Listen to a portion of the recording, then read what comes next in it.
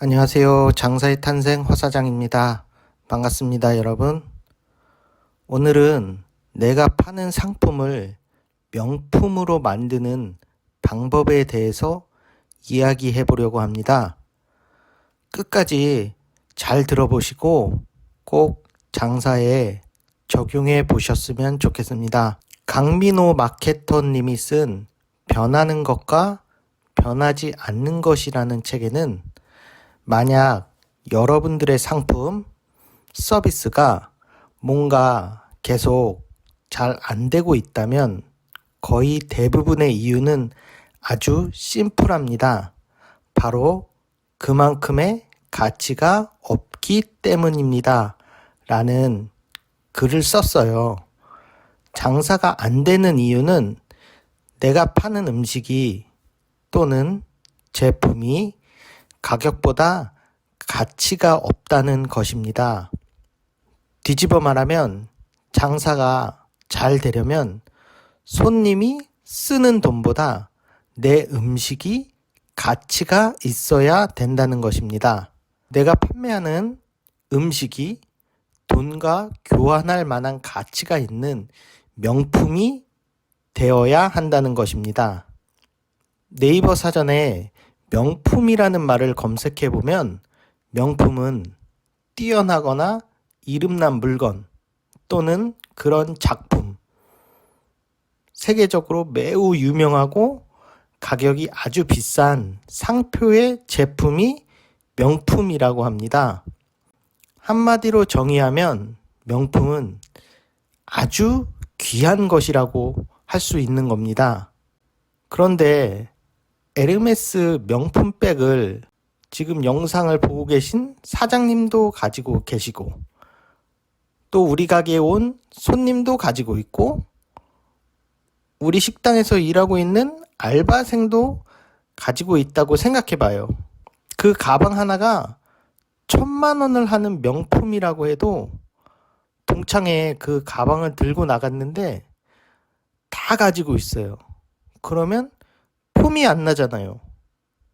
왜냐하면 누구나 가지고 있는 아주 흔한 것이니까요. 명품은 귀중한 것입니다.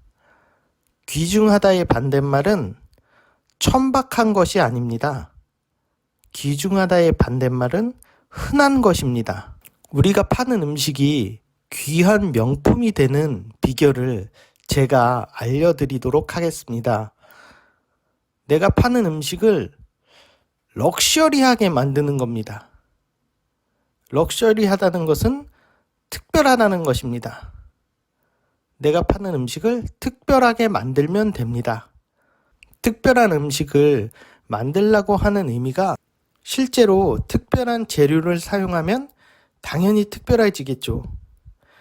해물탕에 상어 지느러미를 넣는다든지 버섯전골에 송로버섯을 넣어준다든지 삼계탕에 진짜 10년 된 산삼을 넣어준다든지 그렇게 하면 당연히 명품이 되겠죠. 그런데 이렇게 하는 게 불가능한 건 아니지만 현실적이지가 않아요. 해물탕을 100만원 받을 수는 없잖아요.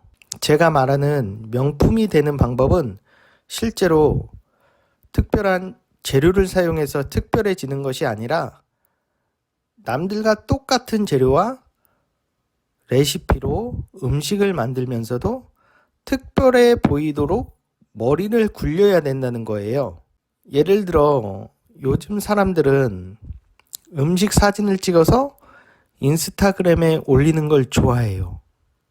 김치찌개가 진짜 맛있는 것도 중요하지만 눈으로 보기에 먹음직스럽게 보여서 사진을 찍고 싶게 만들고 다른 식당과 구분되도록 만드는 게 요즘 시대에는 맛있는 것보다 더 중요해졌어요. 나는 이리저리 아무리 생각해도 8,000원짜리 김치찌개를 특별해 보이도록 못 만들 것 같아요. 그럼 그 김치찌개에 대한 스토리를 만들어서 특별하게 만들어주는 것도 좋겠죠. 예를 들어서 우리 식당은 김치찌개에 들어가는 김치를 직접 만들어서 요리를 합니다. 식당 벽에 김치 담그는 사진을 큼지막하게 제작해서 붙여놓는 거예요. 식당을 운영하면서 따로 시간 내서 김치를 만든다는 게 쉬운 일이 아니거든요. 그걸 사장님들이 직접 할 수만 있다면 자랑할 만한 가치가 있는 거죠. 스토리가 되겠죠. 대부분의 식당은 김치를 직접 담그지를 못해요. 그래서 일반적으로 식당에서는 김치를 99%는 아마 사다가 쓸 거란 말이에요. 그리고 김치찌개는 생김치로 만든 것보다 묵은 김치로 만들어야 맛있어요. 그러면 우리 식당은 김치를 1년을 숙성시킨 묵은지로 김치찌개를 만드는 거예요. 나는 김치도 직접 못 만들고 묵은지 만들 시간도 없어. 그런 것도 못 하겠어. 그것보다 더 쉽게 장사를 하고 싶어. 그럼 김치찌개에 돼지고기 넣잖아요? 김치찌개에 들어가는 그 돼지고기를 국내산 한돈을 사용하고 있습니다. 라고 홍보를 하는 거예요. 이런 식으로 평범한 요리에 스토리를 입혀서 실제로는 특별하지 않은데 사람들이 특별하게 느껴지도록 하는 겁니다. 제가 말하는 건 거짓말을 하라는 소리가 아니라 실제로 하는 것을 아름답게 포장을 하라는 이야기입니다. 마트에서 중국산 김치 사서 김치찌개 만들면서 직접 담근다고 하고 벨기에산 돼지고기 사용하면서 국내산이라고 하고 그러면 안 돼요.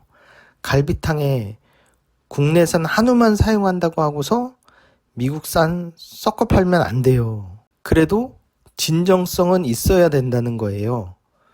거짓은 참을 이길 수 없다. 있는 내용을 아름답게 포장해야지 없는 내용을 아름답게 포장하면 결국 망합니다. 시작할 때도 말씀드렸지만 명품의 반대말은 싸구려가 아니에요. 명품의 반대말은 흔한 거예요. 분식집 떡볶이는 정말 흔한 음식입니다. 그런데 조스 떡볶이는 그 흔한 떡볶이를 비싸게 받잖아요. 그게 떡볶이를 차별화시킨 거고 조스 떡볶이란 브랜드에 스토리를 입힌 결과라고 저는 생각하거든요. 사장님이 우리 식당은 차별화할 게 없어. 그런데 나는 이 자리에서 떡볶이를 10년 팔았어. 20년 팔았어. 그게 스토리예요. 10년 동안 같은 자리에서 같은 음식을 파는 건 쉬운 일이 아니거든요. 그걸 스토리로 만드는 거예요. 예를 들어 10년 전 교복을 입고 떡볶이를 사 먹던 그 소녀가 엄마가 돼서 아이와 함께 먹으러 왔습니다. 세월은 변했지만 맛은 변하지 않고 이 자리를 지키고 있습니다. 이런 식으로 지나가는 사람들이 볼 수 있도록 식당 유리창에 붙이세요. 그게 스토리입니다. 이 영상을 다시 한번 보시면서 우리 식당만의 스토리를 한번 고민해 보세요. 영상 보시고 인사이트를 얻으셨거나 저와 함께 장사 공부 꾸준히 하고 싶은 생각이 드신다면 이 영상이 추천되었을 때 구독 눌러주세요. 기회의 여신은 뒷머리가 없고 앞머리만 있다고 합니다.